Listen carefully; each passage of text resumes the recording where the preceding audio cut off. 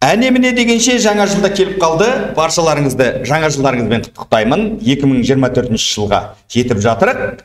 Каналымыз өсіп жатыр. Баршаларыңызға, отбасыларыңызға амандық тілеймін, зор байлық тілеймін, ең бастысы бақыт тілеймін. Шахмат ойнаңыздар. Ендеше кеттік. Блиц ойнаймыз 3-2 форматында. Биылға бірінші партиямыз. Кеттік. Так. Қарсыласымыз Швецияның азаматы екен, Рекс Диса дейді. Кеттік көрейік. E4 ойнаймыз. Барынша белсенді ойнауға тырысамыз. Өте белсенді шахмат көрсетуге тырысамыз. Қарсыласымыз ойлануда, қандай дебют ойнаймын, не істеймін дейді. Сетселянка ойнаймын дейді. Ендеше кеттік. Бұзуға тырысамыз. Өзіміздің стильде гамбит мора дебютін ойнаймыз.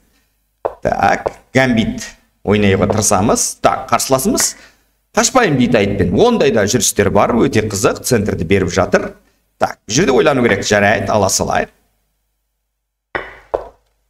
Ат шығарамыз, рокировка. Так. Ат шығарайық барынша. Так, центр бізде өте мықты.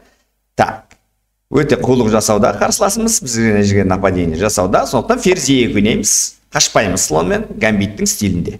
Так, койна 5 бар. Койна 5 бар, оны ескеру керек, но көре жатармыз. Койн А5-ке менімше слон D3 ойнаймыз, мұнаны беруге дайынбыз. Так, қарсыласымыз бұзуда, максималды бұзуда, қорықпайды еш нәрседен. Так, ондеше алып жіберсек те болады, негізі алмасақ та болады. Бірақ алған бізге тыйымсыз, сол сөйтіп слон B2 ойнап көрейік, давайте. Слон G4-ке, ферзь E4 бар. Так, слон G4. H3 ойнауға болады бірінші. Так. E5 ходты ескермедім. Бұлайынша айтқанда. Бірақ атпен алуда. Өте қызық ойнауда қарсыласымыз, жарайды, бізде аламыз ары қарай. Так, бізде енді выбор бар. Мына жақта алуға болады, немесе мына жақта. Әрине мынаны аламыз бірінші. Так. Уақытымыз өте көп, негізі қатты асығып жатырық. Менің ойымша. Так, енді позицияға келетін болсақ, екеуміздікі бірдей.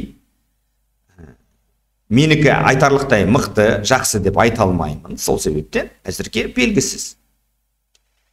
Ничаға жақын көрінеді, бірақ олардың қалай ойнағандарына байланысты. Так, менімше қарсылас қателескен сияқты пешкіні беріп тұр. Неге алмасқа? Слонмен түсінбедім мына жерге. Негізі ода наны алдыртпайтын мүмкіндік бар еді. Қазір берсе тағы біреуін алып аламыз, бірақ алып алсақ слонды жерге қою мүмкін. Сол себептен давайте ферзьбен ақыр отып жатқаннан кейін қаша салайық. Жарайды, F3-ке орнымызға қаша салайық. Ең бастысы пешке отып алдық. Слонның қашқанынан қорықпаймыз. Так. Әзірге пешке отып жатырық. Өте қызық ойын болып жатыр.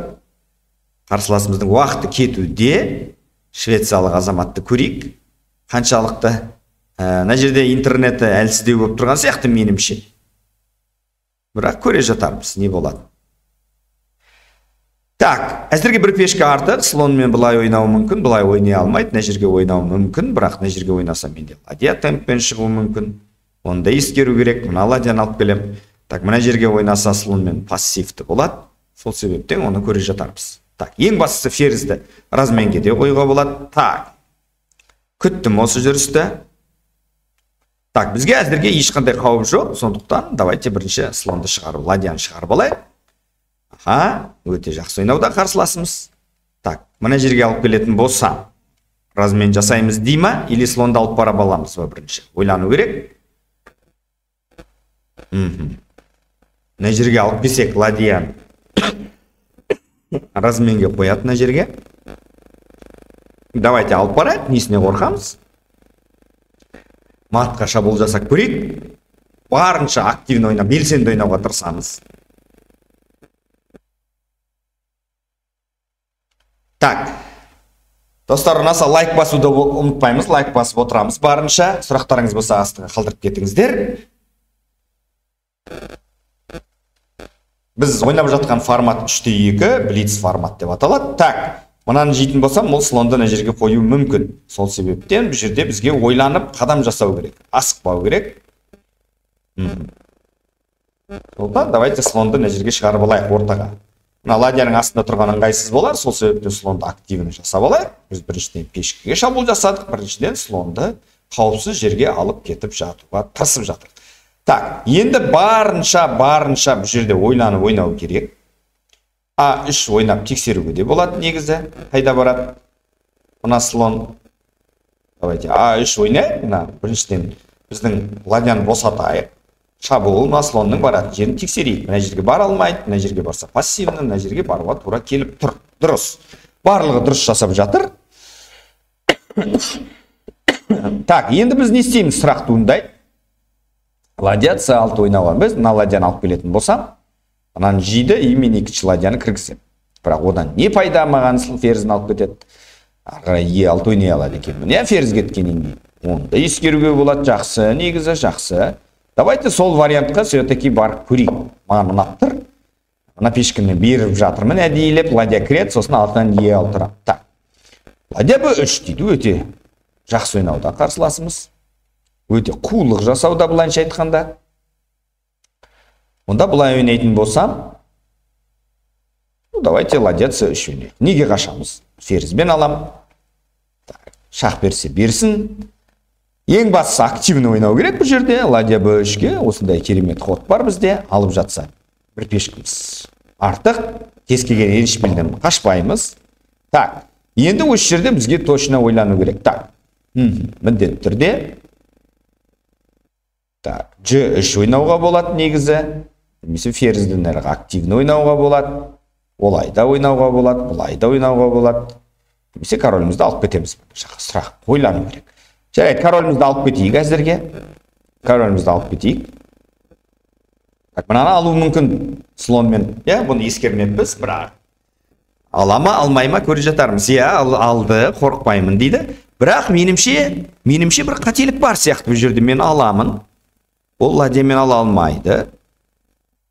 Или алама, ладьямен алады, мен шах берем ғонда. Слонмен жабады, сосын добивать ете алам. Ол алады, ферзбен алса. Фигура атқан сияқтымыз, керемет тактика. Қазір көреміз немен алады, ферзбен алса, размен шах. Осымен алды.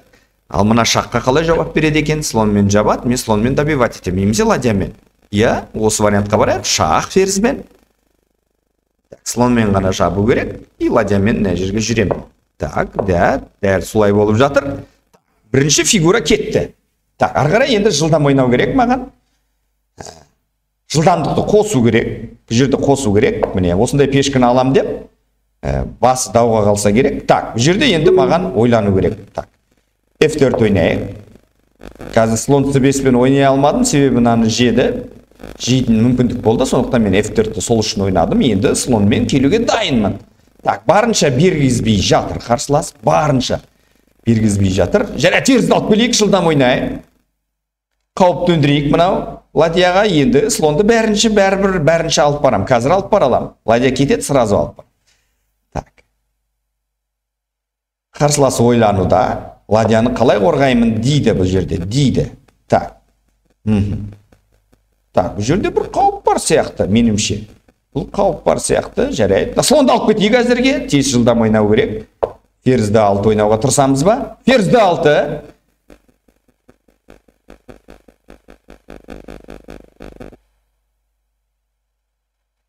Ары қарай слон C5 ход бар бізде. Слон C5.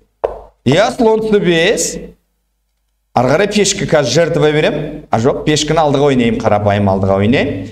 Так, пешкі кетті алдыға қарай. И уақыттан ұтылды. Бұл жерде жағдайы өте ауыр болды, көрдіңіздер. Форточка жасаған жоқ, корольге мүмкіндік ашқан жоқ, сол себептен ойынның соңына дейін шатасып кетті.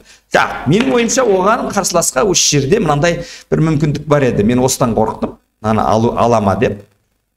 Бірақ алса, оны есептеу керек. Вот мына жерде, қазір анализді ашып берейін. Мына жерде алса не істер едім деген сұрақ туындайды. Вот осы вариантқа мен барама деп ойладым. Мынаны ала алмайды екен ғой, айтпақшы, қайтадан. Не болады алуға. Шах примерно ничьяға ойнап алады. Бір жерде бірақ менің ойымша D7 ход бар. Әдемі ход. Бірақ ладья келеді бәрібір, бұл жерде только алу керек. Мынаны алады. жерден нападение, шабуыл. Ну, примерно ничейный вариант дейік, есептейік. Или я мынаны алып кетеді екен, сол жерден шақ беремін міндетті түрде, сосын барып ладен артынан қоямын. Примерно есептейтін болсақ, бұл жерде ничияға тең болуға мүмкіндік өте зор еді. Осыны ойнау керек еді, енді уақыт өте аз қалды. Енді швед азаматы ренжімейді деп ойлаймын. Осындай керемет ойын болды. Сіздерге ұнаса, ең бастысы лайк басып, каналға тіркелуді ұмытпаңыздар.